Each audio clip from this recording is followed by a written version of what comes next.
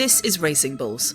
Born from the ashes of Minardi in 2006 and named Toro Rosso, then Alpha Tauri, then Visa Cash App Racing Bulls, and now just Racing Bulls. 4 names, 1 mission. The team that developed legendary F1 drivers including 4-time champions Sebastian Vettel and Max Verstappen.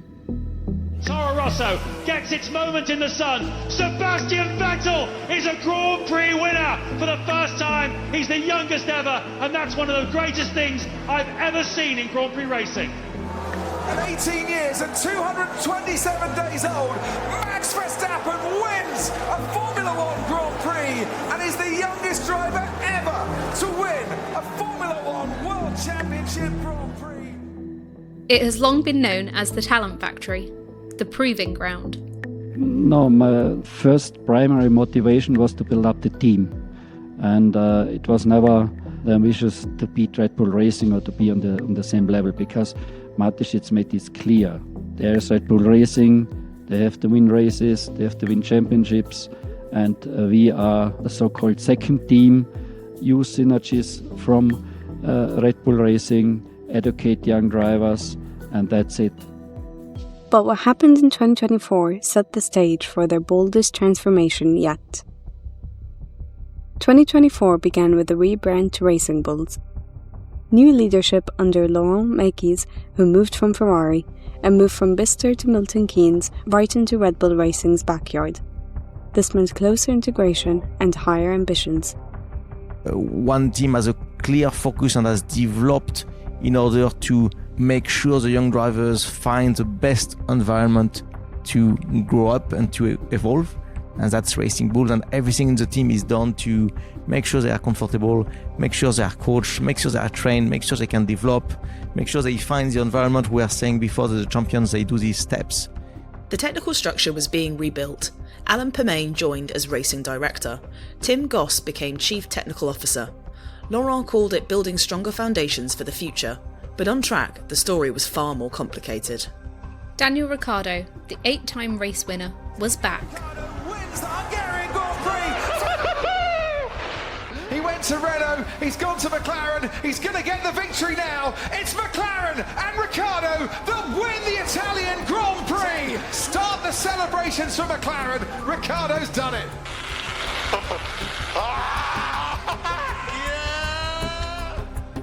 The Honey Badger, looking for redemption. Daniel was a product of our junior team. In Formula 1, you're judged against your teammate. We're following Daniel very closely. I mean, he is a prospect for us for 2025 if he delivers, and he knows that. Alongside him, Yuki Tsunoda, entering his 4th season. Having Daniel, second driver, is a bit strange, but it's not just about Red Bull seat. To have Yuki as a teammate, it's another challenge. Curious to see how he performs. But the results were inconsistent. Daniel struggled to unlock the car's performance. Yuki, meanwhile, was stepping up, 7th place finishes in Australia, Miami and Brazil. He was outperforming his teammate 12-6 in qualifying by Singapore. Maybe I ask the question now, where as a 22-year-old or 25-year-old, you probably don't ask the question. I don't know if I want to say it, because it's too vulnerable. Like, ultimately, is it worth the risk? Then came Singapore. It would be Daniel's last race, and his parting gift to Red Bull was a late pit stop on fresh tyres.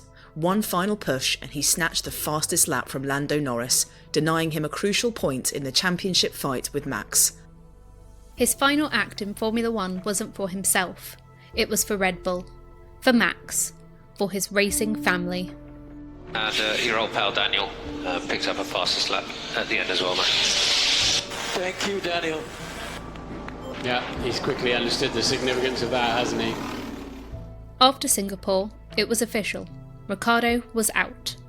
Yeah, a lot of emotions because, look, I'm aware it could be it, and yeah, I think it's also just exhausted after the race. So there's so much, I don't know, just like a flood of many emotions and feelings and exhaustion, and In his place, Liam Lawson, the Red Bull reserve, the super sub from 2023.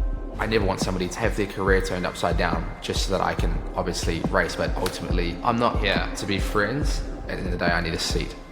He had 6 races to prove he deserved a full-time Formula 1 seat. We need answers for the bigger picture in terms of drivers, and of course, with 6 races remaining, it's a perfect opportunity to line Liam up alongside Yuki to see how he performs over the remaining 6 Grand Prix. The pressure was immense, but Lawson delivered.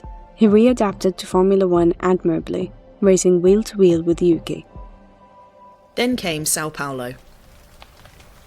Rain, mixed strategies. Qualifying 3rd and 5th, Yuki and Liam stunned the entire paddock. Both cars scored points in the race, surviving difficult conditions. For one weekend, Racing Bulls showed what they could be. Not just a development team, a genuine midfield threat. Happy with my driving. Start was good, switching to extreme was good. But fortunately, red flag came out. Alpine got a bit of luck there, and they finished P2, P3, which they overtook in constructors. So I think our race really got unwound a little bit when we got turned around at the starts, but obviously then we boxed for extremes, and it was tough. But honestly, to survive was hard enough. It was a very brutal race. The fight for 6th in the championship went to Abu Dhabi. $10 million on the line. They finished 8th, same as 2023. More points, but not enough. Laurent knew the perception would sting, but the foundations were stronger. The perception of the season, he said, would depend on the final result. But what mattered more were the steps forward, the stronger foundations, the sharper execution, the right people in the right places. Yuki earned an outstanding report from Laurent and a test drive with Red Bull Racing. Liam impressed enough to capture Red Bull's attention. Yuki stayed with Racing Bulls as the team leader. And joining him was Isack Hadjar, the F2 runner-up, stepping up from the junior programme. A new lineup, a new identity, a name that says we're done being just the sister team. Can they do it? Can they finally step out of Red Bull's shadow and fight for podiums, not just points? Can they transform one more time when it matters most? That's what 2025 will decide. That's what 2026 might prove. Liam Lawson was starting his 2025 season with a dream come true. I didn't know what was going to happen, but I knew that there was an opportunity there. I knew during the weekends that everyone was going to get together and they were going to make a decision. The meeting happened. I knew what time it was, so I couldn't sleep properly, but I was like, I have to do something. So I just went to the gym with my trainer and we were there, and I got a text from Christian when I was in the gym, basically all good, but keep to yourself. So I was, obviously stoked, but I waited for him he called me that night, and then he, gave me the welcome to Red Bull Racing. He was racing for one of the most brutally competitive teams, Red Bull Racing. He would be driving alongside 4-time world champion Max Verstappen. The seat he'd worked towards his entire life was finally his. Back at Racing Bulls, there was a new rookie about to make his Formula 1 debut. 20-year-old Isack Hadjar, who was an F2 runner-up, was an exciting new talent. But behind, it's going to be a change to the championship lead as Isack Hadjar comes across the line to win the feature race here at Silverstone. He goes to the top of the championship standings with his 3rd win in Formula 2. He would be partnering with Yuki Tsunoda, who had driven with the sister team for 4 full seasons. 2 teams, 4 drivers, all fighting for their futures. Most teams are about building something, but at Racing Bulls, it's all about proving something. Every session, every lap, every radio message analysed by people in Milton Keynes who hold your future in their hands. You're not really a Racing Bulls driver, you're on trial. And 2025 was the year the courtroom got very, very crowded.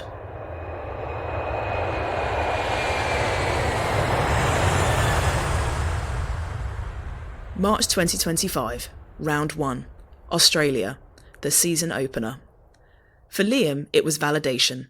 After filling in for the injured Daniel Ricciardo just months earlier, impressing enough to earn the promotion over Yuki, he was finally at Red Bull Racing. But his first race weekend at Red Bull would not go to plan. Meanwhile, at Racing Bulls, Yuki and rookie Isack were making waves. Racing Bulls were one of the standout performers during Friday practice at the Australian Grand Prix, with Yuki and Isack's pace catching attention from their rivals. Yuki posted the 4th fastest time in FP2, while Isack impressively backed him up in 6th place. And Yuki Tsunoda puts a Racing Bull 5th on the grid. I can say definitely it was a magic lap. I think I was able to put it all together as well. The quality of lap was best out of previous rounds throughout the week so far. But also I got a bit of help from the Lando until turn 9 with the toe. So, I mean, combined with everything, that lap time came out a bit of nowhere. Very happy. Qualifying delivered even more. Yuki put his Racing Bulls 5th on the grid, just 1/10 of a second shy of Max Verstappen's Red Bull in 3rd. Isack qualified 11th. Both Racing Bulls cars showed genuine pace. The future was looking bright. The Australian Grand Prix got off to a chaotic start. Formation lap in treacherous conditions as the rain fell hard. Isack followed the pack through turn 1 on the formation lap from his 11th place grid slot, but lit up his rear tyres in turn 2 and spun into the barriers. No way, Isack Hadjar. We were talking about the rookies and he is gone. That is absolutely brutal ahead of what should have been his Grand Prix debut. His first Grand Prix ended before it even began. When I saw it happen, my heart just sank for him. Not just for him, for his parents, for everything that they've done to work hard to get to this one point, and it's like snatched from you. And the thing is, I've been there, I've had that pain with Lewis, and Lewis has also had that pain as a race driver. Lewis Hamilton's father, Anthony, found him walking through the paddock. I need to go and tell this kid, keep your head high, walk tall, you're going to come back. I think he's a phenomenal driver. I really do. I think there's more to come from Isack than we probably have seen this weekend. I think he knows what tough times are, and I think he sees a rookie putting it in the wall on lap 1, not even lap 1. I think he knows how tough it feels, and he came to recomfort me. I think it was a really nice gesture from him. Nonetheless, it still feels really, really hard, and I feel really sorry for the team. But here's the thing about Racing Bulls. One mistake doesn't end you, but it does start the clock. For Yuki, the race had been going strong. He was running sick through the first and second stints, and he seemed on for a good haul of points, until the rain arrived. As the two McLarens slithered off the track and chose to box for intermediates, Racing Bulls crucially opted to leave Yuki out for another few laps in case the rain eased off. That proved to be the wrong call. Yuki emerged from his pit stop outside the points in P11. Okay, Yuki, this result is very hard for the whole team, for you. Yeah, hard luck, guys. The biggest disappointment for Racing Bulls wasn't just the fact they failed to score, but that 3 of their rivals brought home big points. Williams grabbed 10 points, Aston Martin 8, and Kick Sauber 6. In a season that was expected to be incredibly closely fought, they'd already fallen behind. Just weather didn't come towards us, and the timing and everything, and suddenly I dropped to P11. After safety car, after I rejoined to the track. So timing and everything was didn't go towards us, and definitely very, very shame that we didn't score points. Over in Red Bull, Liam's Red Bull debut ended in chaos. He crossed the line P15, later promoted to P12 after disqualifications. It wasn't the dream start he'd hoped for. We took a chance, to be honest, hoping at least half the track would stay dry. We knew that Sector 3 was bad, but we thought that Sector 1 would stay a little bit drier, so we carried on, and unfortunately it was bucketing down with rain. So at that point, to be honest, I'd backed out of sort of pushing at that point because it was so wet. I was just trying to stay on track, but obviously not ideal. 1 week later, China, round 2. The pressure was already building on Liam at Red Bull. The RB21 was proving to be a handful. Even Max Verstappen was struggling with it at times. But at Racing Bulls, the story was very different. The team game was played between the Racing Bulls drivers. Isack made a mistake on his first flying run in SQ2. He didn't have time to get round for another push lap and keep his tyres intact, so instead opted to give Yuki a tow to ensure that he made the top 10. Good teamwork from the Racing Bulls. A slipstream orchestrated on the long back straight here for Yuki Tsunoda. Every second helps, every tenth of a second helps around this circuit, and it's the fourth fastest time for the Japanese driver. Team play. Even when fighting for your future, you're still part of the family. Meanwhile, Liam exited in SQ1 in his Red Bull, dead last. He struggled to get his tyres into the correct working window and aborted his lap. Yuki was the only midfield runner to score in the sprint and drove it home in P6. Isack was in the thick of the action all sprint long, being overtaken and overtaking with equal measure, which helped banish the memories from Melbourne once and for all.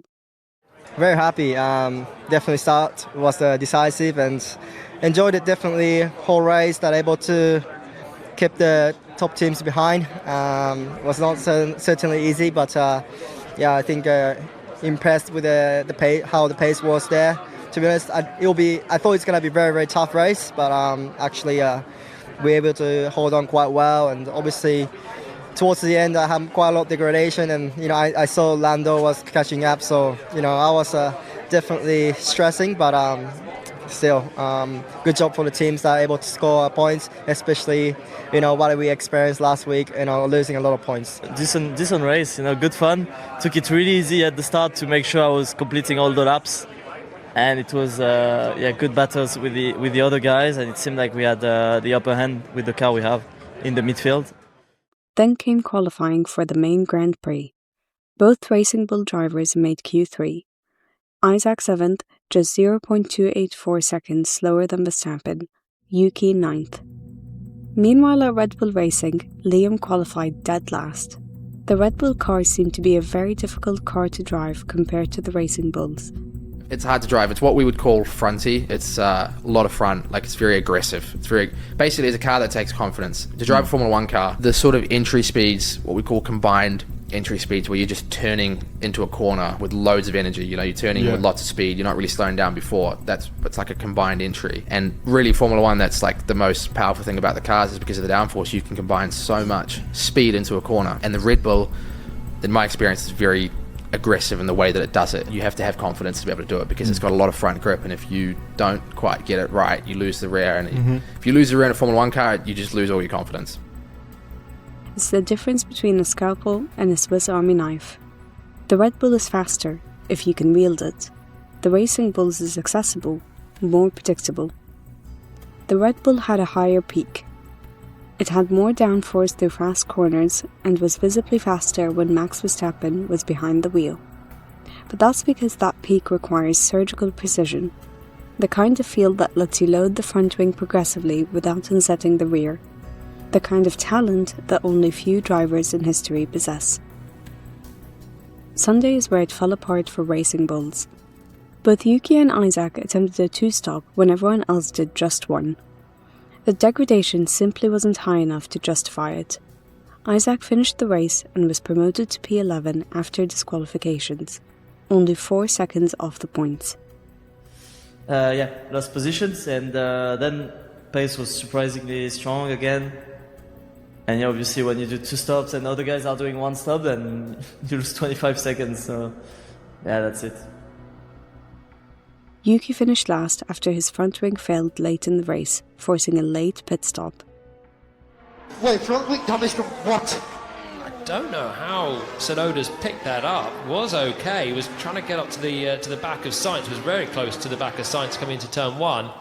Look, it's just through the turbulent air of the car in front. You go through all sorts of crash testing ahead of putting your car on the racetrack, but the only way you really find out how it performs is in close combat. Both cars suffered from strategic mishaps, but what impressed was the car's one-lap pace. Both were able to get into Q3 at a circuit they'd only seen in testing. The foundations were there, they just needed to build on them. For Liam, The weekend was a nightmare. He crossed the line P15 again, promoted to P12 after disqualifications. To be honest, we were even more competitive in yesterday's sprint. We were able to overtake cars and move forward. It's just we tried something with setup to learn something today. It was quite a big step, and unfortunately it just didn't work. So a lot to learn from this weekend, a lot for me personally to get on top of as well. It's just been extremely tough.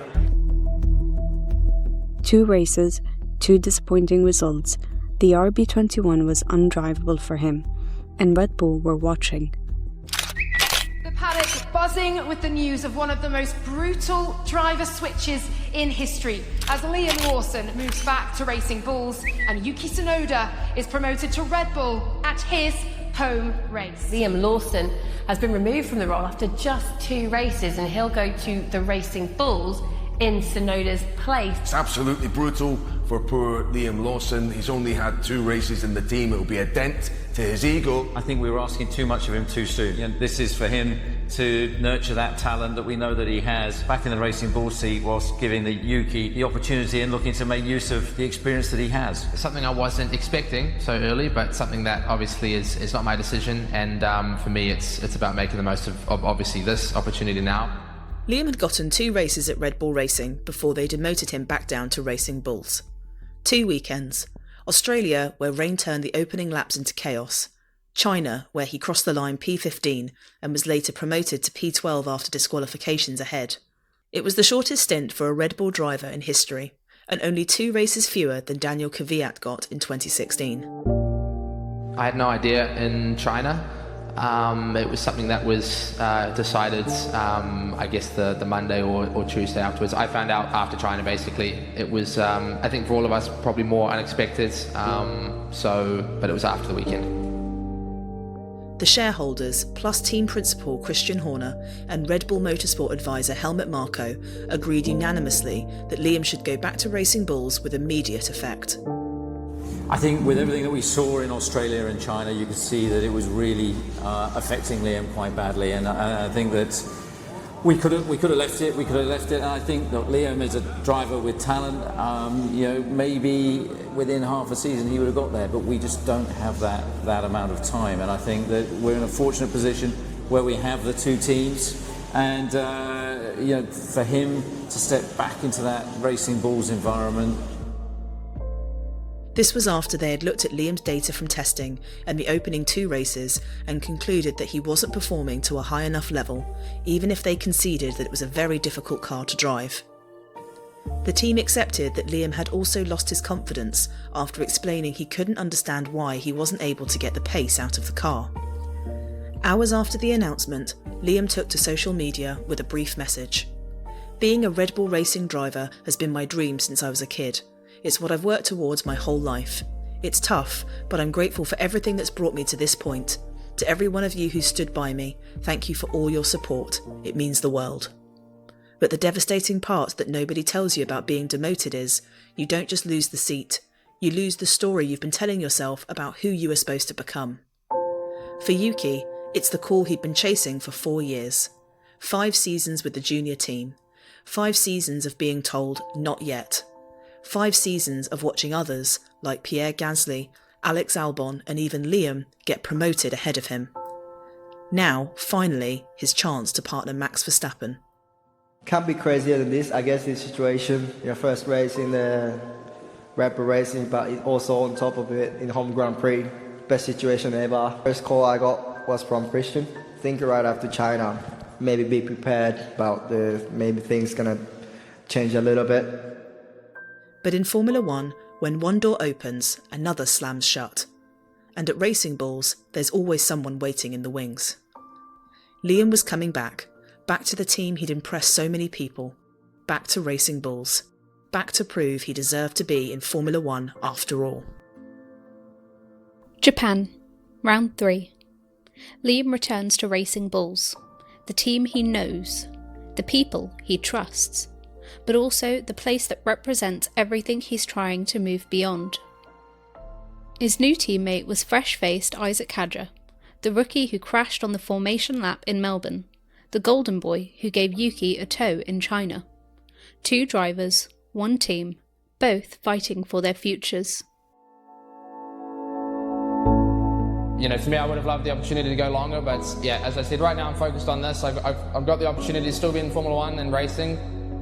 It's a place that I love. It's a track that I love. Yeah, I'm just excited to go. It felt like each session we were going out, we were sort of adjusting or getting used to something that was a little bit unknown. So for me, it's not so much a driving style or something like that. It's just literally adjusting. And for me, I just didn't have the time to do that. Liam was in good spirits after Friday practice, where he finished a disrupted day of running in 7th position with Isack a few hundredths ahead in 3rd. Liam also thanked Racing Bulls, particularly team boss Laurent Mekies, for the warm welcome back he has received. It's been nice, he admitted. Everyone's been very, very positive. Even from last week, Laurent was straight on the phone and very, very positive, saying all the things I needed to hear. Then came qualifying, and with it, a saga.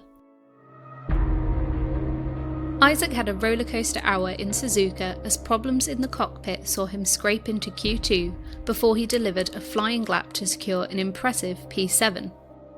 The session began with Isack reporting an unidentified issue over the radio before he was shown looking increasingly uncomfortable in his race seat ahead of Q2.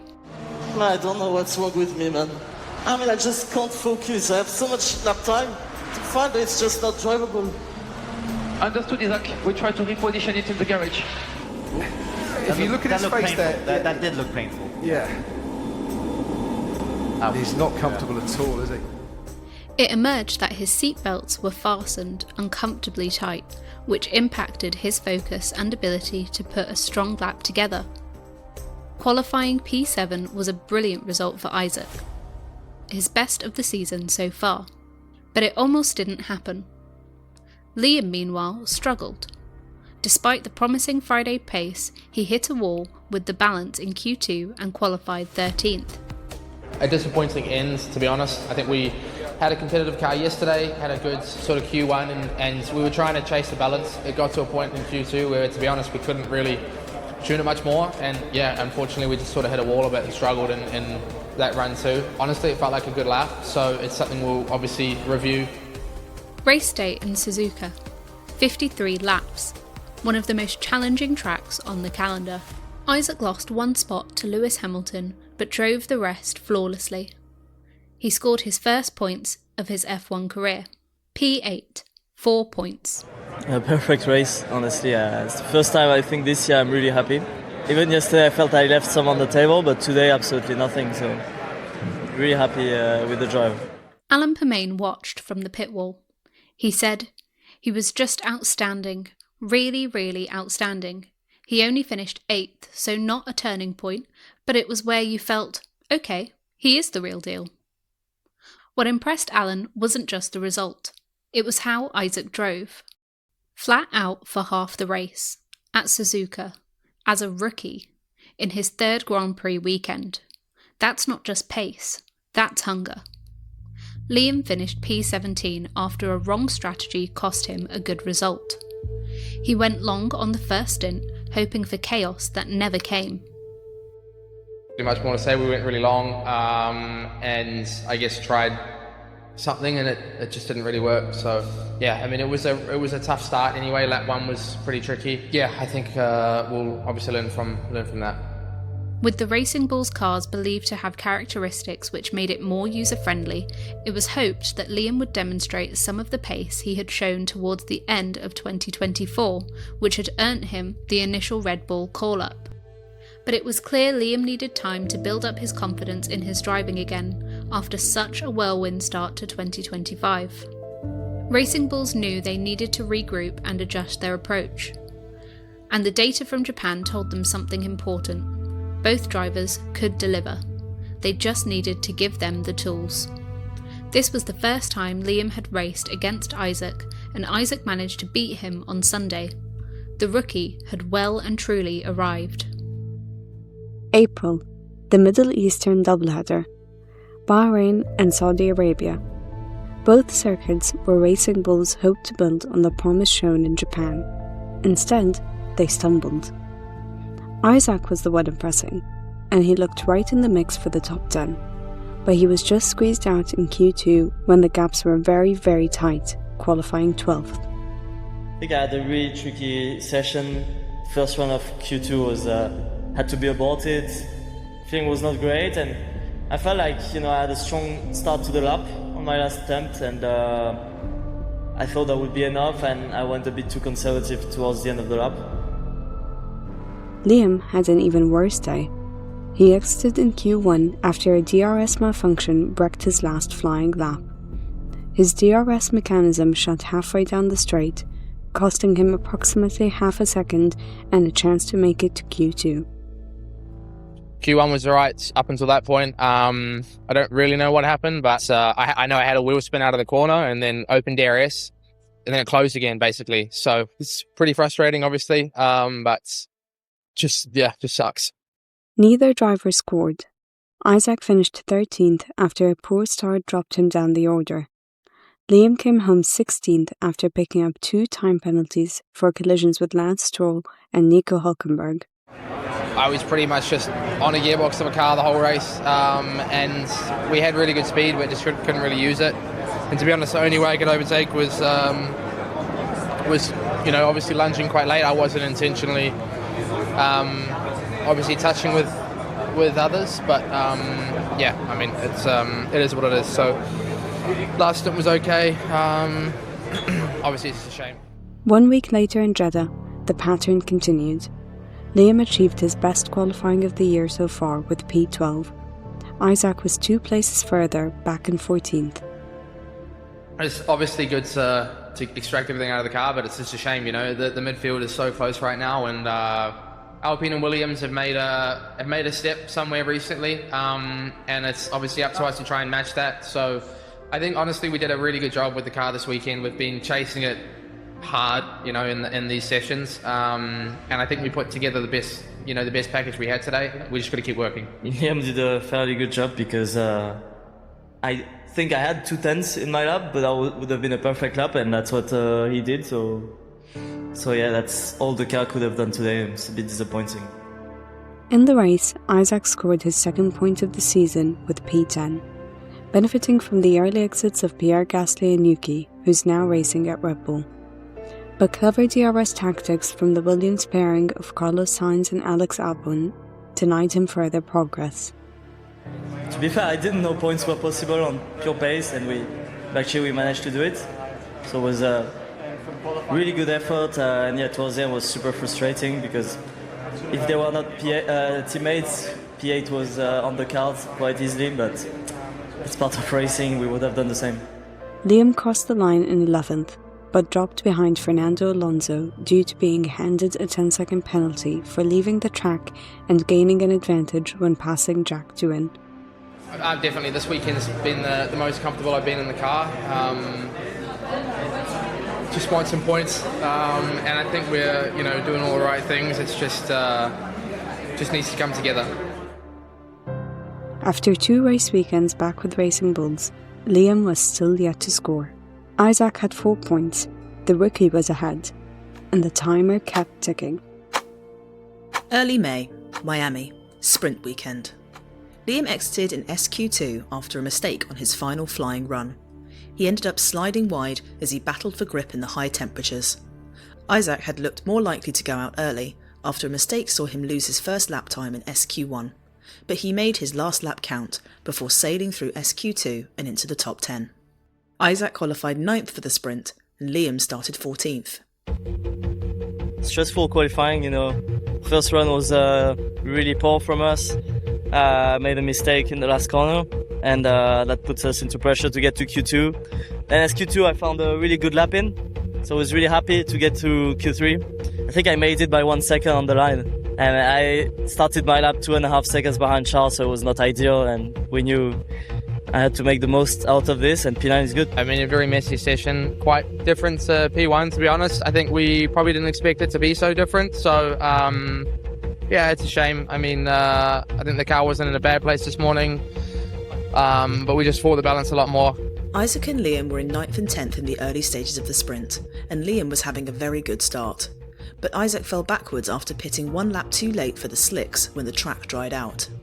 Liam came in 1 lap earlier, which helped jump him forward, but he was involved in contact with Fernando Alonso, which resulted in the Spaniard hitting the barriers. Contact between the racing bull of Liam Lawson, finding himself into the back of Fernando Alonso, and that is why we have the safety car on a dramatic day of sprint action in Miami. The stewards had a look and handed him a 5-second time penalty, which dropped Liam out of the points. Qualifying was also not ideal for the team. Liam struggled with battery deployment in Q2, while Isack just missed out on Q3, qualifying 11th. I mean, we were 200ths of Q3, so I mean 200s, there's 200s every corner probably you can find, so it's easy to be frustrated afterwards. But during the lap, to be honest, I feel like I did my best and it was a clean lap.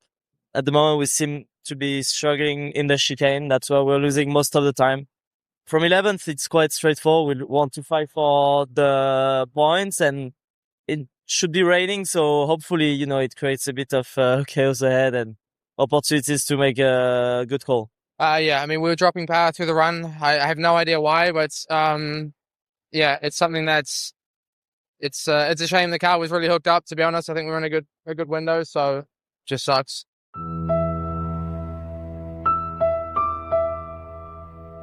Liam was left to lament a tough Miami Grand Prix. He was forced to retire following lap 1 contact with Jack Doohan. There is Lawson appearing on the outside, and Doohan there right over the curb. There's not much more that Jack could have done, to be honest, there. That dropped him to last, and although he tried to continue, the damage was too great and he wound up retiring midway through the race. All of that meant Liam was yet to score this season for either Red Bull or Racing Bulls, with 2 DNFs to his name in 2025. I don't really know what happened. I had a really good launch. Gap opened up through the middle into turn 1, so I took it. And then I just felt a hit from the side into turn 1. So yeah, look, I don't know what happened. I need to watch it back, but obviously it's destroyed the floor and then we've had to retire. Meanwhile, Isack did come close to scoring in Miami, as the rookie missed out by a fraction in 11th place, with his former teammate Yuki carrying a 5-second time penalty ahead at Red Bull. When the Red Bull man picked up the penalty for speeding in the pit lane, Isack was just 4.6 seconds behind, and knew if he could maintain the gap, he would score for the 3rd time this season. But Yuki put his foot down, the gap grew, and Isack was ran ragged in the closing stages trying to claw back the deficit. I knew I could see the delta on my steering wheel and I was really pushing in the car. Yeah, it was not enough. I made, you know, that last lap, I know I made, I wanted too much to close the gap. And there was a few mistakes there and there, so it's really frustrating. I feel a bit down. Following a strong start to the season for Racing Bulls, particularly in qualifying, it had been a tougher recent run for the squad. The Emilia-Romagna Grand Prix at Imola, a weekend that would mark both disaster and promise. It was a mixed bag for Racing Bulls on Saturday during qualifying. Liam was one of many to lose out to the red flags in Q1, losing 2 lap times as he exited at the first time of asking, qualifying 15th. Yeah, we just started another lap, and yeah, it's a shame we did 1 lap in the session. It was a very compromised lap as well, with a rushed warm-up, and then, to be honest, all we had to do was just drive around and go a little bit quicker, and obviously we never got the chance, so it's a shame. But Isack, who looked strong in FP3, made it all the way to the top 10. His first lap on used tyres was enough for 5th, but on a fresh set for his final run, he made a small mistake and ran wide. That cost him, and he dropped down to 9th, his annoyance clear to see as he hit his steering wheel in frustration. Yeah, honestly, I don't know why I lost the car in 3. Didn't seem like I abused the curb or anything, so it feels quite unfair, you know, not having the possibility to do that lap. You know, I had 1 new set of tire left, so yeah, like I felt like I haven't done Q3 yet, so it's really frustrating. Sunday, race day. Isack pinpointed exactly what he needed to work on after he was left frustrated with one particular element of his race, despite what he described as a near-perfect Grand Prix that saw him finish 9th to pick up 2 vital points for Racing Bulls. Again, difficult start for me.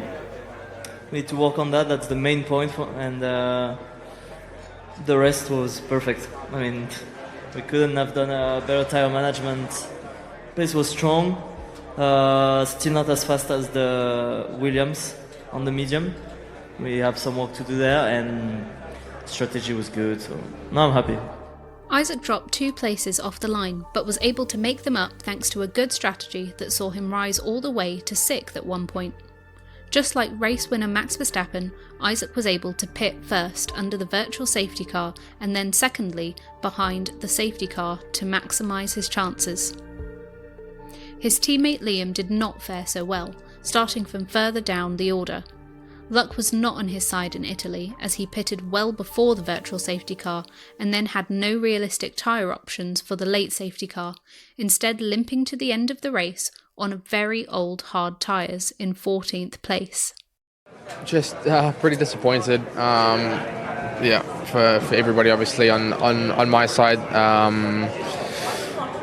As you said, we just got caught out by VSCs and safety cars today, and unfortunately that's what's put us down the back, so just a difficult weekend. Liam was one of 3 drivers to have started every race this year and yet be without a point, the other 2 being Fernando Alonso and Gabriel Bortoleto. Isack had amassed 7 points and sat P14 in the driver's standings, but everything was about to change. Monaco, the crown jewel in the F1 calendar. A circuit where one clean lap can change everything. Where strategy matters as much as speed. Where teamwork can be the difference between points and nothing.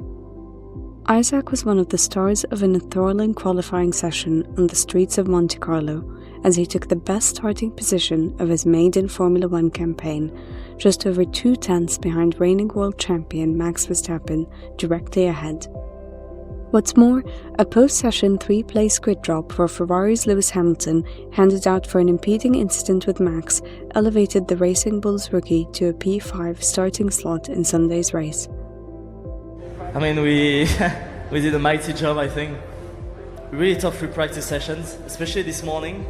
Yesterday we were still competitive, but this morning really I had no confidence and real struggle, so going into Q1, I wasn't even sure if I could make it to Q2, so to finish P6 is just outstanding. It was also a strong qualifying session for Liam, who also reached Q3 and finished the session 9th. Liam believed more was also possible had it not been for a scruffy final lap as he seeks to score his first points of the season in Sunday's race. Coming into the weekend I think I would have been happy with Q3, but the car's been pretty quick, especially P2 and P3 we were very strong, and to be honest I think we missed a little bit in quali, so that's a bit of a shame. We got traffic as well, but this place is always full of that, so feels like we missed out a little bit, but a strong quali for the team. Sunday delivered. Isack crossed the line 6th. Liam took 8th, his first point since returning from Red Bull. Here's how they did it. Liam backed up the pack at critical moments. He let Isack pit without losing positions, team play, strategy, both cars working together to maximise the result. Hadjar's already made another pit stop, and in he comes to get that second and final one out of the way. He'll stay ahead of Lawson. Hadjar having a party around the streets of Monaco at the moment. It could not have worked out better, but when you qualify 5th as a rookie in the Principality and your teammate is behind, the Faenza-based team have played that one to perfection. They have pulled off the strategy that so many were talking about. Perfect weekend for me. It was, honestly, yesterday I had a lot of fun, a lot more fun than today. But still, the race was perfectly executed. Liam helped me massively. It was a great teamwork, and also he helped me, but he also got points. So I'm really happy. For him. It's something that not often you have a plan and you execute it perfectly, and we're able to do that today. So for our fight in the midfield, it's very important. From my side, it's great to get some points. Obviously, I think, honestly, we should have started higher from yesterday, but that's on me. So going forward, obviously, some changes in Barcelona that we're going to have to try and adapt to. First double points finish since they were AlphaTauri in 2021. Racing Bulls are back. Racing Bulls team principal Laurent Mekies was thrilled with the result. For Isack, it was confidence, proof that he belonged. For Liam, it was relief. Finally, points. Finally, proof that the demotion wasn't the end of the story. And for Racing Bulls, it was validation. The car worked, the drivers delivered, the strategy clicked. They were back in the fight.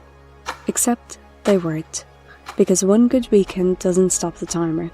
The pressure was still there, the audition was still ongoing, and the stakes were about to get even higher. Early June, Spain, the first European race of the season. With both cars in the top 10 in final practice, hopes were high of a strong qualifying for Racing Bulls. In the end, Isack delivered another Q3 slot, qualifying 9th. Liam had to settle for P13, with the gaps up and down the field incredibly tight. Isack continued his strong run of form with a 7th place finish in Spain, calling the race a lot of fun as he battled his way to his 3rd point score in a row. But there were contrasting fortunes for Liam, who also found himself with his elbows out on a number of occasions. He tried his best, but ultimately came home just outside the points in P11. Isack managed to hold position off the line from P9, battling hard with fellow Frenchman Pierre Gasly in the early stages. The two had stayed up late watching Paris Saint-Germain play in the Champions League the night before, but there were no signs that they were taking it easy on the other once the visors were down. Isack only dropped to 10th after his first pit stop and remained in the top 10 after his second stop. He was running 7th at the safety car restart, but had to fit used soft tyres, whilst Nico Hülkenberg behind had a fresh set on. Although Isack lost out to the Kick Sauber, he crossed the line 8th and inherited 7th when Max Verstappen had a penalty applied. It's the best race we could have done. I really enjoyed it as well because there was some really good fighting, especially on lap 1 with Fernando and Pierre. Honestly, I had a lot of fun. Overtook a few cars as well. No, that was good. Pace on the medium, I think, was our strength, and we made the most of it. We extended on the soft. Honestly, we played it really well today. Isack had finished 9th, 6th and 7th in the first 3 European races, helping Racing Bulls rise above Haas in the championship. 3 points finishes in a row for Isack. That level of consistency was still waiting to happen for Liam. Late June, Austria. Liam Lawson gets his hands on something that changes everything. A revised front suspension geometry. Sounds boring, right? Technical. The kind of details that get buried in an engineering report. But for Liam, it's liberation. Our car has been strong recently, so I think in Barcelona it was fast. We hope it's fast here, but honestly it's really, really hard to tell. So I'm excited. It's a new track in Formula 1 for me. I haven't done it here in Formula 1, so and obviously a home Grand Prix for Red Bull as well. It was the same modification Lando Norris had used at McLaren to unlock his championship challenge. A tweak to how the front end responds, how it communicates, how it lets the driver feel where the grip is. 1 race earlier, Silverstone, Liam retired from an opening lap crash and Isack Hadjar crashed later due to a strategic error and a collision with Kimi Antonelli in tricky wet conditions. Double DNF for the team. 0 points. But in Austria, he qualified 6th, his best since returning from Red Bull. The car finally was speaking his language.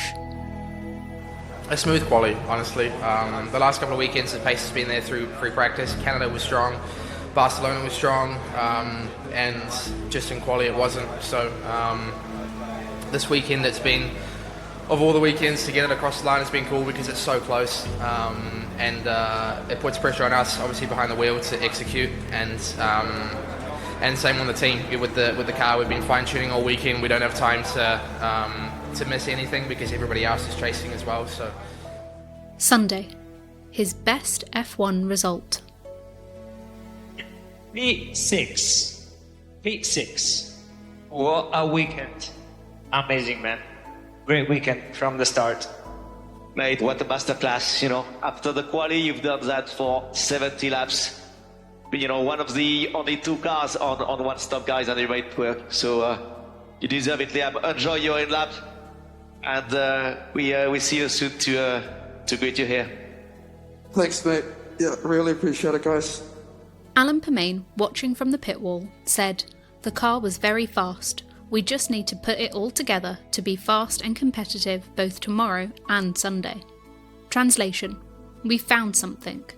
Now we need to keep building. And build they did, because from Austria onwards, Liam's form changed. Not perfect, not every weekend, but the foundations are there. P5 in Baku, P6 in Austria, P7 in Brazil, P7 in Austin. The peaks get higher, the valleys get shallower. He's not just surviving anymore, he's proving something. As the news was broken this morning, Christian Horner is to leave Red Bull with immediate effect.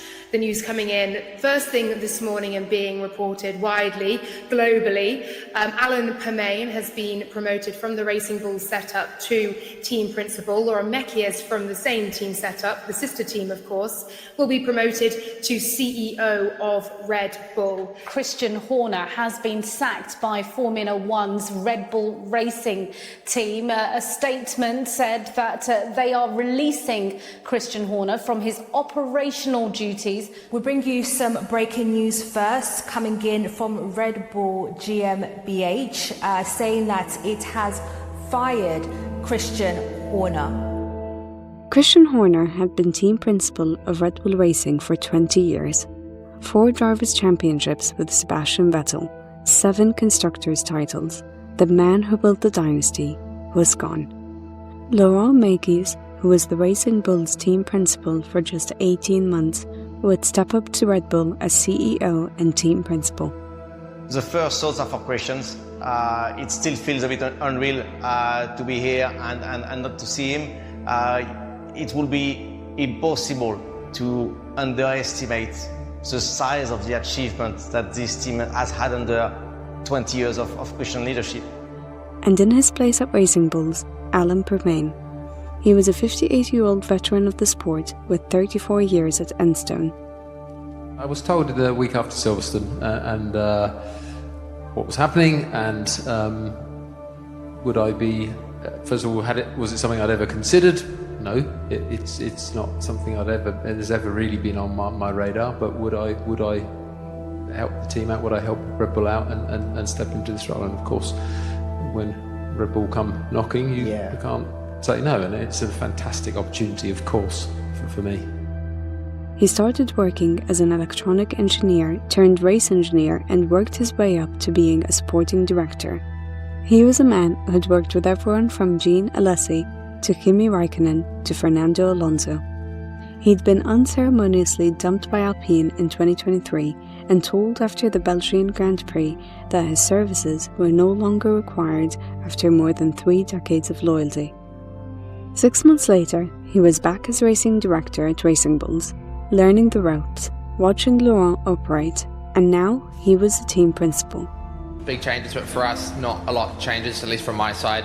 As drivers, for us, nothing is really changing. We still approach the weekends the same way. Obviously, for Laurent, I'm sure he's going to be very, very good at Red Bull, and for us, having Alan, who's obviously been in the team now for a couple of years with us, it's perfect, honestly, for us. Well, it was announced I was on the sim, so quite disappointing, to be honest, like when I heard the news, because I had a great relationship with him. I still have, I still will. Yeah, it's a bit sad for the team, every team members, because he was very appreciated, but I'm very happy for him and his new missions now. But Laurent actually campaigned for Alan to get the job. The two had become close and were friends as well as colleagues. With both teams under the same Red Bull umbrella, Laurent remained a close ally. Well, Laurent was still around, of course. The relationship between the two teams will mean that he's not far away, and he's a friend as well. You know, we knew each other well before I came to Racing Bulls because we've worked together when he was sporting director of Ferrari. We worked together a little bit when he was at FIA as well. So we've known each other. We've known each other well, and he's been super helpful. Permain said, "He's been great to me. He told me, just be yourself and you'll be fine. I'll keep that in the back of my head." The reaction from the paddock was overwhelmingly positive. Toto Wolff had called Permain one of the rocks of F1 when Alpine let him go. Christian Horner praised him as someone who earns respect and recognition. Then Alan's phone blows up on that Wednesday in July. One of the first messages, Flavio Briatore, the Alpine executive advisor who had fired him less than a year earlier. One of the very first messages I had was from Flavio, and that made me so proud. He left me a voice note saying he was so happy. I'm really happy for you, he said, and that was lovely. But yeah, my phone, it blew up on that Wednesday, and I'm very lucky to have that sort of support. For the drivers, it meant starting over.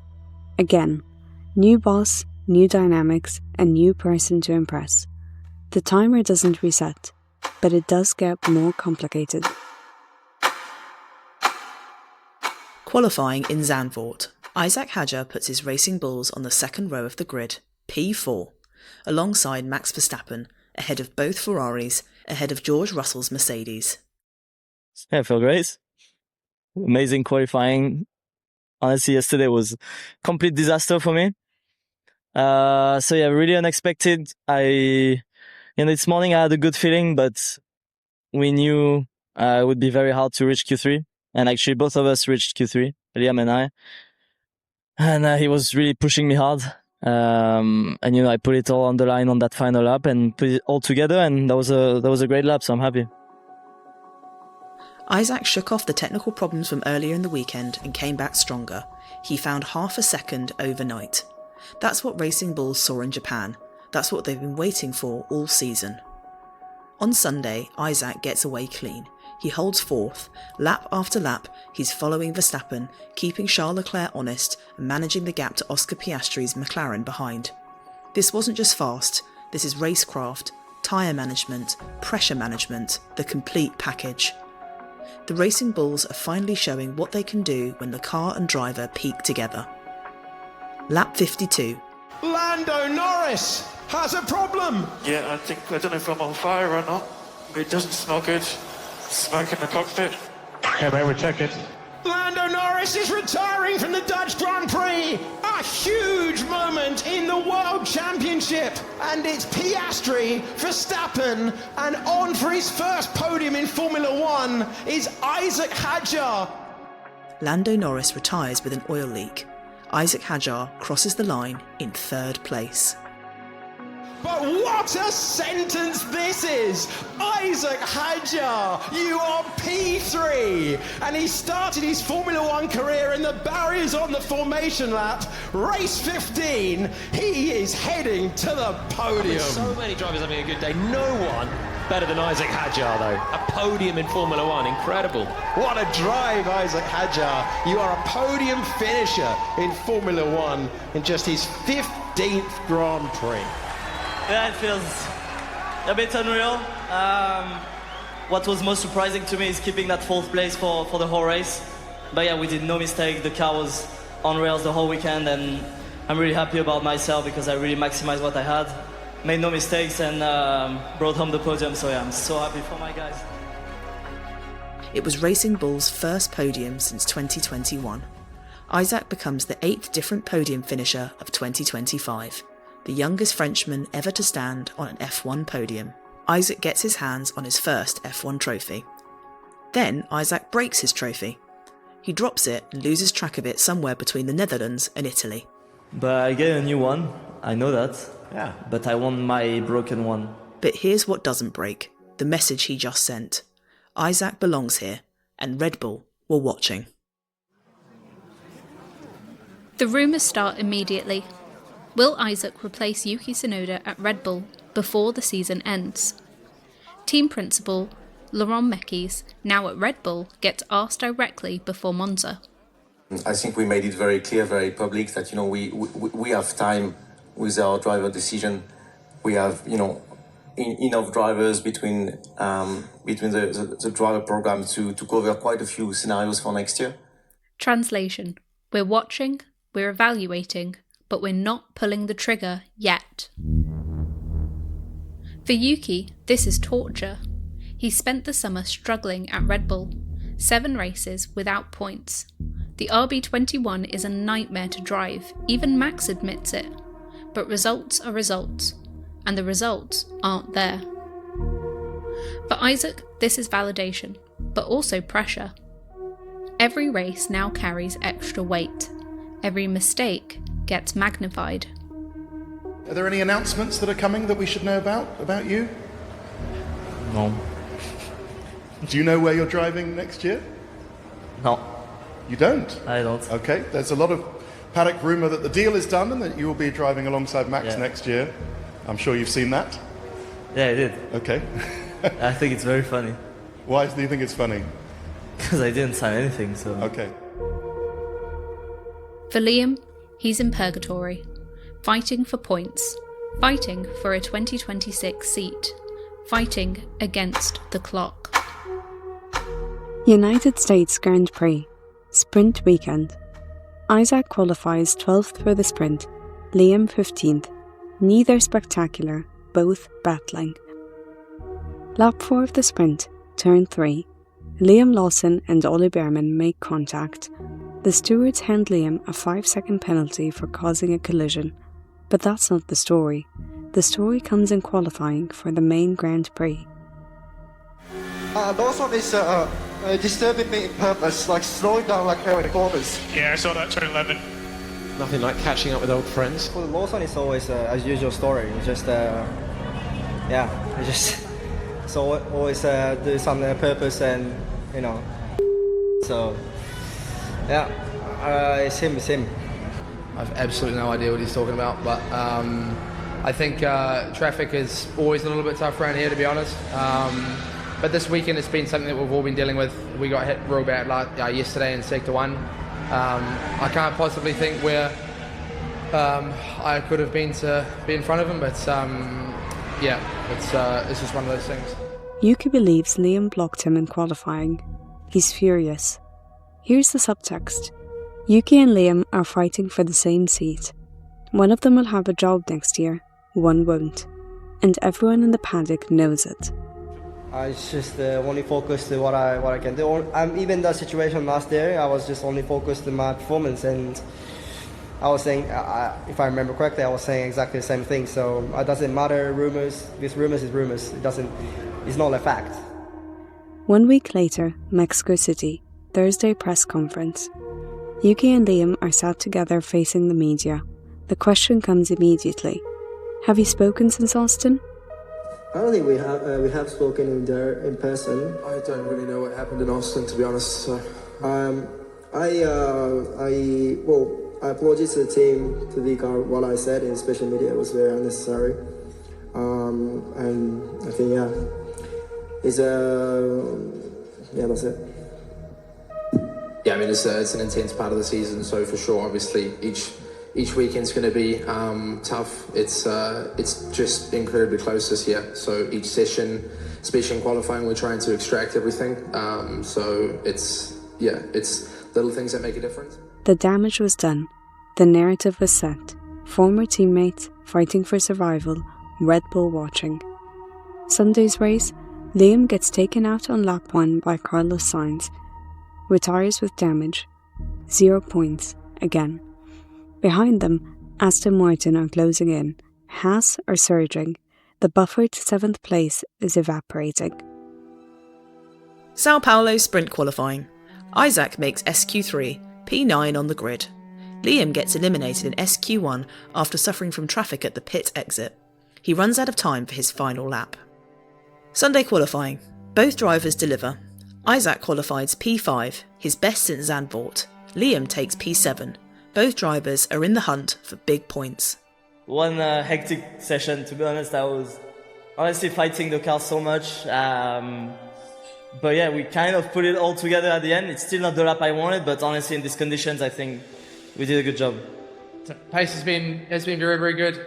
Always analyse the details, and we lost a little bit of time in the lap, and it's definitely cost us a good few positions. But when it's this close in these kind of conditions, I think probably everybody's got that story. So a decent place for tomorrow. The race unfolds, and Isack drops back to P8. Liam fights forward to P7. 1 stop, 2 stop. The strategies converge. At the flag, they cross the line within seconds of each other. Liam P7 and Isack P8.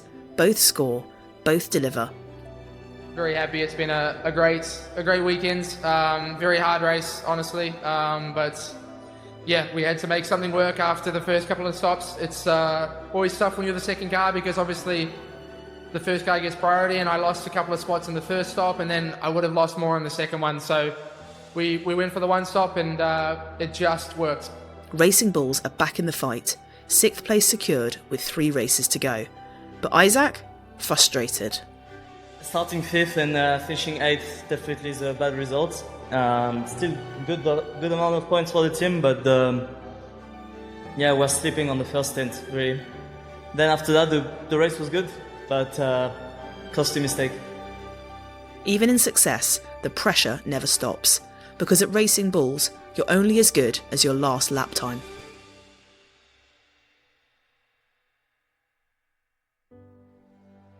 December 2025. 2 weeks before Abu Dhabi, the news drops.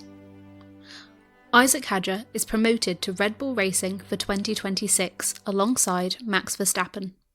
Arvid Lindblad will race for Racing Bulls in 2026, making his F1 debut.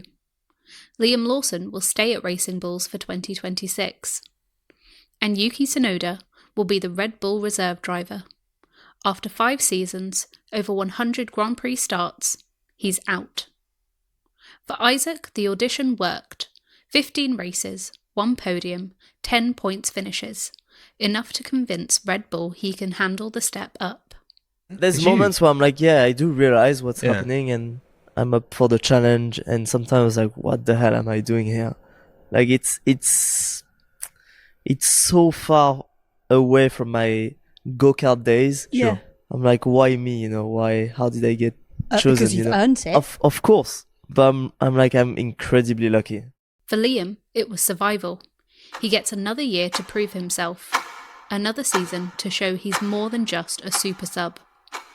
For Yuki, the timer ran out. Yeah, I heard after the race, after the Qatar, and yeah, obviously I was disappointed. Tough, probably, but at the same time, like, I'm not probably fully recognizing or fully feeling it yet that I'm not racing next year. So like, I'm still like, surprisingly, I was kind of okay next morning, and I was thinking about only Abu Dhabi, really. Laurent Mekies, the man who worked with Yuki at both teams, said, Yuki has raced in Red Bull colours for 7 years now, and I have had the pleasure of working with him at both teams. Through his 5 seasons so far in Formula 1, Yuki has matured into a complete racer. Everyone in the sport would agree it is impossible not to like Yuki. His personality is infectious. But an infectious personality doesn't save you when the results aren't there. 5 years, 111 races, 124 points scored since 2021. Helped bring Racing Bulls to 6th in the championship. It wasn't enough. Final race. Isack qualifies P9, Liam P13. Both need points to secure 6th in the championship. Neither delivers. Isack P17, Liam P18. But Aston Martin didn't score either. Racing Bulls holds on to 6th place by 3 points. Alan Permain, team principal, said, Today brings an end to a long season, but a really, really great season for Racing Bulls. 6th place in the championship is amazing. We've only ever reached P6 once before, so it's a huge achievement. 92 points, their best season since 2019. 1 podium, multiple double point finishes, 2 drivers who proved they belong.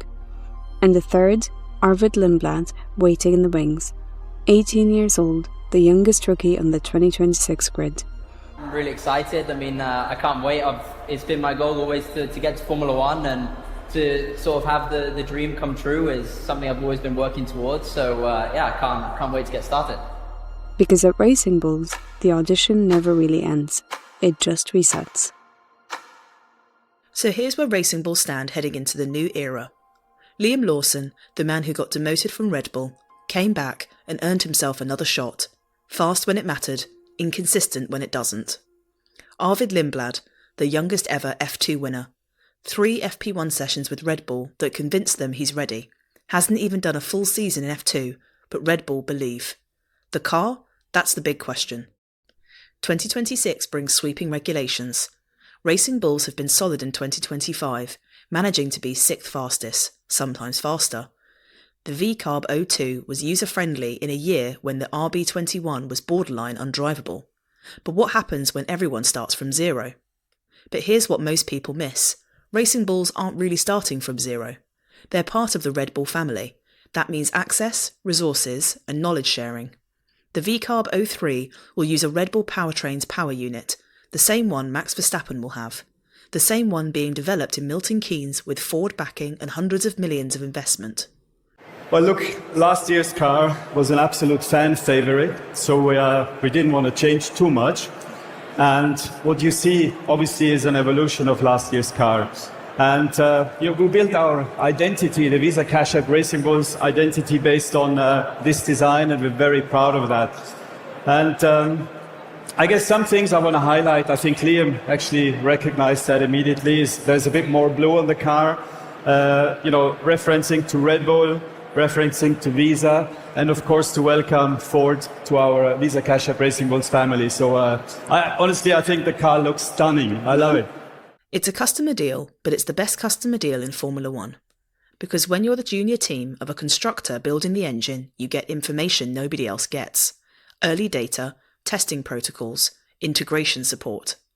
It's not equal equipment, it never is between works and customer teams, but it's closer than any other customer relationship on the grid.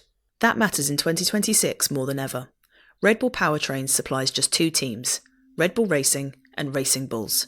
2 teams, 1 family, shared learning. The chassis development is all coming from Faenza. Since moving from Bicester to Milton Keynes in 2024, Racing Bulls have been literally in Red Bull Racing's backyard. The 2 facilities are minutes apart. Does that mean they share designs? No. The regulations are clear. Each team must design and build their own car. But collaboration, knowledge transfer, and best practices are all legal and happening. Tim Goss is the Chief Technical Officer. He's been in F1 since the 1990s. Toyota, Manor, Williams, McLaren. He knows how to develop a competitive car. Under him, Guillaume Catalani handling car performance. Andrea Landi on car design. The structure is there. The experience is there. 2026 is anyone's game. I started working in Formula One a long time ago, 37 years ago. The first car I worked on had a Ford engine. The first car I won a race with had a Ford engine. The first car I won a world championship with had a Ford engine. So to have Ford partnering with Red Bull Powertrains is it's like a real full circle moment for me, and I can't wait to get started. Alan Permain is refreshingly honest about it, saying, "I'm not setting targets. How can I? We don't know if we've built a good car yet. We don't know if the power unit works the way we hope. We don't know if anyone has found a loophole that gives them a second a lap advantage. What I do know is this: we have good people. We have resources. We have support from Red Bull when we need it, but we're independent enough to develop our own solutions. We have 2 young, hungry drivers who have nothing to lose. If the car is good, they'll show it. If the car needs work, they'll help us develop it. That's what 2026 is about. Not predictions, not promises, just work." For most teams, it's a reset, a chance to climb the order. For Racing Bulls, it's a chance to finally answer the question they've been asking for 19 years. Can we be more than Red Bull's junior team? Can we fight for podiums, not just points? Can we prove we're a constructor in our own right? Nobody knows yet. This is Racing Bulls, where they've been, where they're going, and whether this team that's reinvented itself 4 times can do it once more and make it count in 2026 and beyond. So that was the story of Racing Bulls in 2025. They managed to finish 6th in the Constructors Championship, score a podium, get a driver promoted to Red Bull, and another get given a second chance. So girlies, let's talk about what we witnessed throughout their season, because their season wasn't about the championship fight or the technical regulations or any of that. It was about adapting and surviving, desperately trying to keep a seat for next year. Mm-hmm. So the gamble. 18 years old, 0 full F1 seasons, stepping into the most complicated technical regulations in F1 history. Is it genius or madness to bring in Arvid Lindblad? I don't know, because I'm not familiar with him, so I don't know how. Great point. I don't know how he's going to perform next year. What I'm angry about is Isack moving to Red Bull. Because you said you don't know much about him, Arvid is the youngest F3 race winner in history, the youngest F2 race winner in history, winning Jeddah at just 17 years old. The Silverstone F3 2024, the first driver to win both the sprint and feature races in the same weekend, and won in low grip conditions at Silverstone on slicks, where he had never driven the track before. So he's got quite an impressive CV, yeah, I would say. I think if we're looking at how Red Bull are able to bring up and adapt new drivers to the world of F1, I think they've probably got someone that's a really fantastic driver. Because if we look at the grid for 2025, a lot of those drivers, even though there are some that aren't racing within the Red Bull family anymore, they still came from the Red Bull driver program. Alex Albon. Oh, actually, but all the Williams drivers. Both Carlos Sainz and Alex Albon, Pierre Gasly, Yuki Tsunoda, Max Verstappen, Isack Hadjar, Liam Lawson. Sebastian Vettel. Lawson. Yes, okay, Sebastian Vettel. He was definitely on the grid 2025. I thought you were just mentioning drivers that came from racing. Nope. Nope. I've lost the plot. But a lot of those people, even though they might have spanned, beyond just racing for Red Bull or Racing Bulls, they have come up through that program. So, as we've discussed in the F1 Talent Part 1 and Part 2 episodes, the Racing Bulls and Red Bull program is by far the best for getting in young, exciting talent. It's the main factor into getting people in. So they have most likely got a fantastic driver, and his career does kind of speak for itself. However, I don't know if it's just about the technical regulations that might be the issue. It is the poison chalice seat that is right in the midst. Probably the second worst place you could be is going into a new team such as Racing Bulls. But I do argue that maybe a new dawn is appearing because Dr. Helmut Marko and Christian Horner are no longer in that team. Are they still going to have that same ruthless ability to just drop drivers after a couple of races? And as he's going into the Racing Bull seat, you hope and imagine that it's more of a development driver drive, as opposed to Red Bull, which is they are expecting a clean, clear-cut, ready-to-go racer. So I think it could potentially go very well. But I think for the first few races, it's going to be a steep learning curve for Arvid. But I embrace that because we had 6 new rookies last year in 2025, and a lot of them were fantastic. Yeah, very true. I mean, it's a great team to be in, I think, to prove yourself. And I think especially with what happened with Liam Lawson this year and being demoted to Racing Bulls, I think his reputation and his ego took a bit of a hit when he got that demotion very, very early on. I think what he was able to do in his time in Racing Bulls is he was able to really prove himself, and he was able to get points, and he was able to play the team game very, very well. And then obviously Isack, I mean, he got a podium this year. Him and Antonelli were one of the only rookies to get podiums this year. He had standout performances despite his first one being very, very unfortunate and him DNFing on the first race of the 2025 season. He then went on to prove himself, and I think with the leadership changes, it definitely seems that it might have a bit more of a supportive vibe, the team, and they might care more about the development of the drivers. So I don't know, maybe he might end up being one of the standout drivers for next year. Yeah, And also, if you think about it, the new regulations means that everyone is starting from ground zero, essentially, meaning that it's, he's coming into it with a bit of a level playing field, and he's not going to be compared to what Liam Lawson and Isack Hadjar were like last year, because the car is going to be completely different to what it was last year rather than just an upgraded version of it. So it's true as well. I mean, Lewis Hamilton came in 2007 and was in a steep learning curve in one of the top teams in McLaren, and he lost the championship by 1 point in his debut season. Charles Leclerc came into Ferrari with an immense amount of pressure to couple alongside a world champion in Sebastian Vettel, and ended up outperforming Sebastian. Such was the nature of how good Charles is. And Max Verstappen as well was another great example of going into the sister team, and then was promoted into the main Red Bull seat and won on his debut. So I think the drivers that are meant to be of that caliber of racing, you put them in there and they'll swim. The ones that need more development time will sink. And it's not to put a downer on people like Pierre Gasly, Alex Albon, Liam Lawson.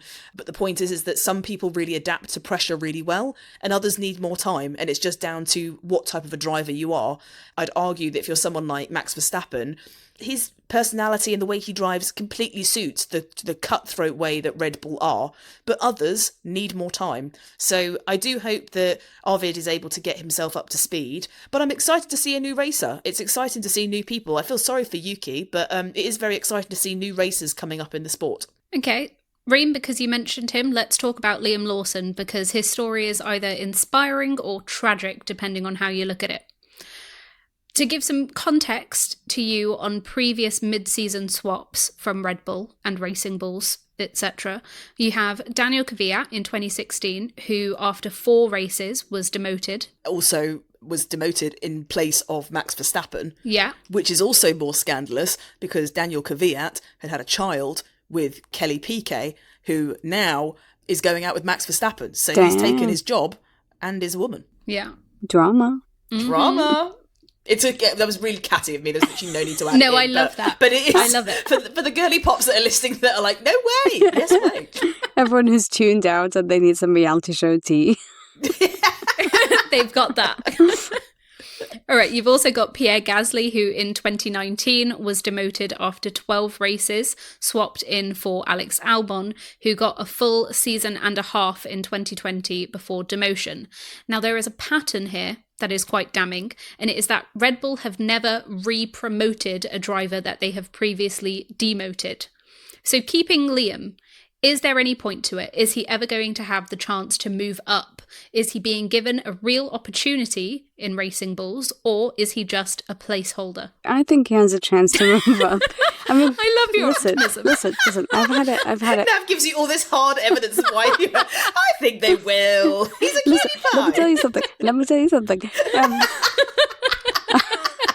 I've flip-flopped with Liam Lawson this season. You really have? Yes. You couldn't stand him at the start of the season. Yes, and that was Our because battles were immense. That was because of his actions in 2024. I found his style of driving and his behaviour a bit too aggressive.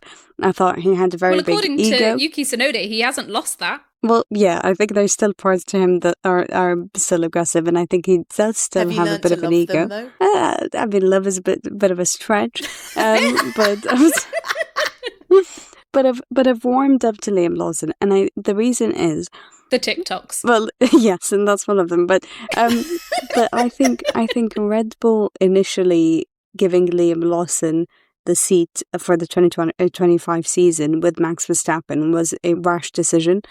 And I don't think he was actually deserving of that seat. I don't think he was ready for it at all. And I think they very quickly realised that they made a mistake putting him in that seat, because it's very, very difficult to drive next to Max Verstappen. Although it was done in a very harsh way, I think they actually saved him a little bit by demoting him to Racing Bulls, because it gave him a second chance to then prove himself and prove he does actually have the skills. It was just the car that was too difficult for him. And I think he's done a great job, because I feel like with maybe other drivers, anyone with a bit of a weaker mindset would have had that demotion really play with their heads. And it would have been something for them to not give any more points that season, or not score any points that season at all. And it would have really worsen their confidence. And for Liam Lawson, you saw that in the beginning, which is fair enough. It was a big shock to him. It was a big shock to everyone. But he quickly redeemed himself. And I think that that's where his ego kind of benefits him, because it shows how strong of a mentality he has and how strong of a drive he has. So I think if he continues to improve next year and he continues to score points, especially with Racing Bulls potentially becoming more of a competitive team and not just a sister team, I think there's a chance he could then be promoted to Red Bull. I highly doubt that. Not to shit all over your point. Yeah. I do think that when it comes to Red Bull, I think that what they're really after is finding another, a Sebastian Vettel, a Max Verstappen. And as soon as they see flashes of those same qualities in a young driver, they are very quick to just promote them straight up the chain. And I agree with you. I think the fact that Yuki Tsunoda had been in that junior team for since 2021 was far too long of a time. You're not meant to grow old in Racing Bulls. It's meant to be a springboard situation where it promotes you up to Red Bull once you've proved yourself. But I do think that Red Bull do have a bit of a nasty habit of also just holding people in those teams and holding them in a pattern where it's basically a waiting room. If we look at Sergio Perez, who was in Red Bull, he was underperforming, but they weren't really sure who to put in there instead of him. So they just kept him there. If we look at Yuki Tsunoda, they knew that he wasn't fantastic enough to go into Red Bull, but they weren't really sure who else to put there. And now I think the same is happening with Liam Lawson. I think that he's proved himself enough to be able to consistently get some points, and they're happy enough with him. I also wonder if it's down to a PR thing. It would cause a lot of attention, the fact that Liam was demoted after 2 races. And in a year where, let's face it, the Red Bull family were going fucking through it with the amount of drama that was being caused by Christian Horner and that whole, skullduggery that was happening over there. Having the demotion blowback happening in the 3rd race of the season as well, it just didn't look good. It didn't look like the team was on top of things, and the car wasn't performing very well, and the Racing Bulls car looked better than Red Bull's car. So there was a lot going on. I don't think that Liam Lawson doesn't deserve to have a seat, but I think it's very cruel that Yuki Tsunoda is now out on his ear, because as we've seen, these racing drivers really struggle to recover once they are out of a seat with Racing Bulls or Red Bull. And Alex Albon is doing fantastically at Williams, but if you remember, he had to take a long break from the sport before he was able to return. And look at the same as Sergio Perez. You almost have to go into purgatory and, just sit back well away from the racing and hope that an opportunity comes, unlike other racing drivers that are able to promote themselves up and move around and have more freedom. So I really hope the best for Liam Lawson. I hope that he's able to have a great season. But following from the trend of that slightly toxic way that Red Bull normally do their dealings, I worry that maybe it won't go as good for him as it should. Okay, on that note, if Lindblad or Lawson struggle in this season, do you think that there is a possibility that Tsunoda gets put back in that team? Nah. I think that... Oh. Damn, we're just shocking each other today, huh? I think that there's more of a chance of Arvid being sidelined than Liam. Mm-hmm. Because Liam has already gotten bedded within the team. If you remember, he subbed in 2023. Mm-hmm. He then took the place for the last remaining 6 races of 2024. He's then done pretty much all of the season but within 2 teams of 2025. So he's got more bedded in with the calendar. He's raced at all the tracks that they've raced at. He knows the people, the personnel. He makes a mean TikTok. But with Arvid, he's brand new, squeaky clean, and whilst that can sometimes be a good thing because he won't have any point of reference from the old generation of cars as much as he will this one, it does remind me slightly of how George Russell came in to Mercedes, because he joined in 2022. He only knew that car, and even though to Lewis's mind it was a hunk of crap, to George it was the fastest car he'd ever raced, and he was able to extract performance where Lewis couldn't. And I almost felt that where Lewis knew where the limitations of the car normally weren't, he was struggling to drive at his maximum, whereas George was like, this thing is fucking quick. So I do wonder if maybe Arvid might be able to get the good fortunes of that.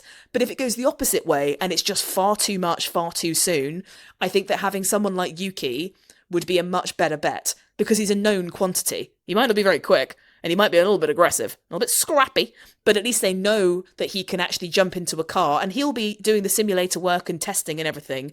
So he's a known quantity is my main thing. Okay. Quickly, do you think reputationally it's worse for Tsunoda than it is for Lawson? Because Lawson was able to get straight back into a seat after his demotion. It was literally a straight swap between him and Tsunoda. Whereas for Tsunoda, it's not even a case of he's been demoted back down to the sister team. It's he's been demoted one step further to just reserve driver. Yeah, I think it's a harsher punishment.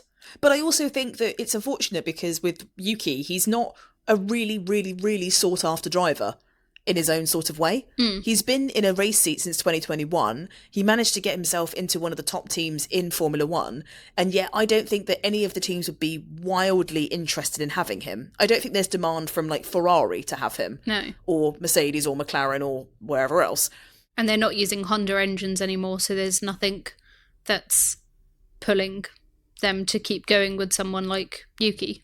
Well, Aston Martin are. Yeah. But Daddy wants his son in there. So how do you do that? How do you sort of get out? You can't do that. So I think that he's in a bit of a unique position where he's had the privilege of being in a top team, but it's a top team because it was kind of like, okay, why don't we give you a go? But he wasn't their first choice. Yeah. Let's remember that. Yeah. So I think it's worse for Yuki Tsunoda than it is Liam Lawson because, as you say, at least he still gets to race and redeem himself. You're only as good as your last race. I agree that it's worse for him, but I also think it's kind of a situation of like, where else does he go? Because he's been in Racing Bulls since 2021?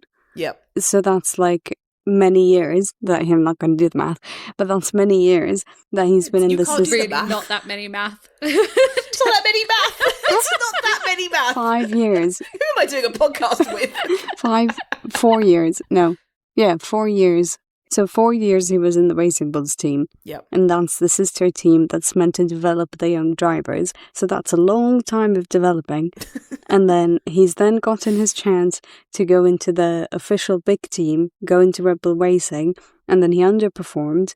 And then they needed to demote him and bring in someone else to fill in that seat who's going to perform or potentially might perform better than he did in 2025 for 2026, which is Isack Hadjar.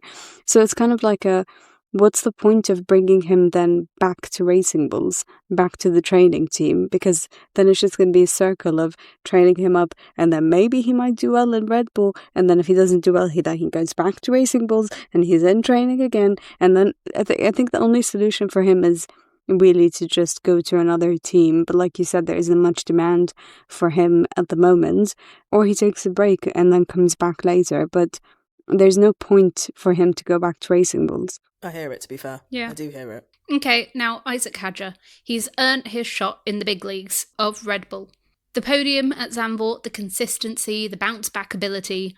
We've seen this movie before with Gasly, Albon, Tsunoda. They all looked ready, and then they all struggled. Do we think Isack is any different? I actually do. Oh. I actually do. I actually sincerely do. I don't think I'm alone in saying this. There is just something about Isack Hadjar that I find incredibly endearing. I think that he can get incredibly stroppy and frustrated with himself, but I think he sets himself a very high standard for his own abilities, and I think that is a championship winning mindset. Even when things go right, there was, when he said, oh, well, I started P5, and so finishing P8 is not a thing to be celebrating. Like, I liked the fact that he was basically saying, like, yeah, it was a double points finish for us, but it wasn't good enough. Mm-hmm. That is the sort of mentality that you get from some of the greats. So I think that is a great, encouraging sort of thing. And let's not forget, when we were watching Australia all that time ago for the season opener of 2025, with all that rain and all those DNFs and red flags and tyre changes and, I don't know, Adami telling Lewis to use K1 for the 500 millionth time. One thing we were watching was how did the rookies do? Yeah. And Hadjar obviously ended his race really early. We felt incredibly sorry for him, but we didn't really get to see much of why he was in that seat. You know, what is it that is so fantastic about this kid? But as the season went on, he delivered some really fantastic performances. And I think this sounds really silly, but I really enjoy watching Isack Hadjar in general. I think sometimes when you watch races, they can be really proficient at what they do, but they don't give any pizzazz or any groove to what they're doing. But I really like watching Hadjar. I think he does some really clever overtakes. I think he's got a maturity to his drive, even though he's very young and very cheeky and very affable. What I do think is a positive is that it's a complete new reset. And I think that he's got a very infectious personality, and I think that he's got a charisma and an energy that I think will revitalise Red Bull. And don't forget, they're not coming off the back of a really dominant season. If you remember, obviously, Max's late charge for the title fight was unfortunately missed out by a few points, but the fact that he was in that title fight was crazy in the first place, because it should have gone papaya many races ago, as I'm sure we'll get into later on in the podumentary. That is what we call it, podumentary, anyway. But they're not coming off a really dominant season where Isack is having to win every single race, and that's kind of where they're at. It's a complete unknown. And if we've seen one thing from Isack, he is fantastic at qualifying. So he's able to extract one lap pace, and he does get into a few scrapes and squabbles, but I think he's got every chance to make a really good go of this. And I mean, he couldn't have a more terrifying teammate, it must be said. Max Verstappen, eats new drivers alive. But I also think that they are a really mean pairing. I think they're a really strong driver pairing. And I'm really hoping that this could be a new era for Red Bull, because they can't keep relying everything on just Max Verstappen. It's got to end at some point. And Isack Hadjar could be their next real talent. And they need to start looking at him as someone that could be taking the baton off from Max Verstappen in the future. And this season could be the year that he sets up that narrative for himself. Damn, no pressure. Sorry, Isack. Love you. I mean, I basically agree with you. I think also there's the fact that it's a new year, new regulations, new car. It might be a completely different era for Red Bull, like you said. It might not be the same issue of the second seat being as much of a problem. And it might mean that it will give Isack a fighting chance to actually be on the same level or close to being on the same level as Max Verstappen. So I'm hoping that he's going to be performing very, very well in 2026. I am terrified though, because if it is the same issues and the second seat is basically a nightmare to drive, then I feel bad for Isack Hadjar because I love him as a rookie. This might destroy his career though. This might destroy his reputation. But also not just new car, new regulations and stuff like that, completely new leadership structure as well. You've got Laurent Mekies, they won't have Helmut Marko, they won't have any Adrian Newey influence on this car at all. So maybe Christian Horner. Yeah, no Christian Horner. So maybe it's a case of this new team that they're building won't just look at it as we need to give Max an amazing car. Maybe they'll look at it as we need to give this team an amazing car. Yeah, I think it's bitten them in the arse many, many times. And I think the whole world could tell them 15 times over, stop doing it like this. Yeah, and it's bitten a few drivers in the arse as well. Yeah, it's not kind for them, but it's also not easy for them. They can't just always have Max pulling all of those points into the Red Bull bag every single season. It makes much more sense for their bank accounts and for their trophy cabinets if they start looking at a car that benefits both drivers. Yeah. Especially with the rumours that happened in 2025 with Max potentially moving to Mercedes, and I think he was very close to actually making that commitment, and they would have lost their shit. We all saw the pictures of the yacht. Yeah, and they would have lost their shit if they were coming into 2026 without Max Verstappen, and they haven't actually planned for any of the other drivers to actually perform as well as him. So maybe this is the year where they at least get a backup plan together, so that if Max moves to Mercedes in 2027, they're safe and they would at least have competitive drivers. Yeah, and that break clause still exists for Max. If by the summer break he is not in the top 2 of the championship, he can still leave. Yeah. All right, let's go around the table and give our predictions. So where do we think Racing Bulls are going to finish in the 2026 Constructors Championship? It's one of those ones I do feel like the only thing that's going to hold them back is that engine. And I do think that what we're going to see, which we didn't see that much in 2025, is a lot more engine retirements to races. And I think that that will shake up the order. So I do remember that early in the 2022 regulations, it was Ferrari and Red Bull that seemed to have a lot of retirements due to engine reliability. So following that trend, I think it might be a slow start, but I think that towards the summer break and beyond, they're going to get a decent haul of points once they start to get into the rhythm of things. So I think they could get P5. I was going to say P5. I was going to say P5. Oh my God, girls, we're so in sync. I think P5 is where I feel like we're probably just numerically just saying whichever slot is the next episode. But I'd say P5 because, I mean, it's obviously so circumstantial at the minute, and I feel like it's almost pointless for all the people that are, you know, in their little F1 Reddits and X and Instagram, you know, information news feeds. It's so pointless because every single day there's a different article, a different emergency that's happening in a different team. Like, it's all circumstantial because we don't know what's going to happen. But I do feel like with the fact that you've got Liam Lawson and Arvid Lindblad, I do think that they could be a really good pairing. And I think that if they're able to capitalise on a few chaotic races and also gain some good fortune from other people's misfortunes, they might be able to get themselves on the podium again. Yeah. Because I think this year could be really up and down in terms of we could have some really mixed bags. I think we're going to have really mixed podiums. Yeah, and I think that they could maybe capitalise on that because they did this year, to be fair. Yeah. Isack got himself on the podium, so it's not without what's the word? It's not without cause. It's not without history. No, it's not without fill in the blank. It's not without probability. No, it's not without trying. What the fuck is the word? It's not without. It's not without. I mean, it's not without. It's not without. It's a different phrase. It's not without. No, because I feel like if I say it enough, I might be able to finish the sentence. It's not without cause. Plausibility? It's not. No. It's not without possibility. No, I don't know. It's not out of the question. It's not out of the question. But this is the question. I've forgotten the fucking question. The only thing I think that would be causing a bit of squeaky bum time over at Racing Bulls is the fact that they're going to be using an engine that Red Bull have made themselves, having never made an engine before. Yeah.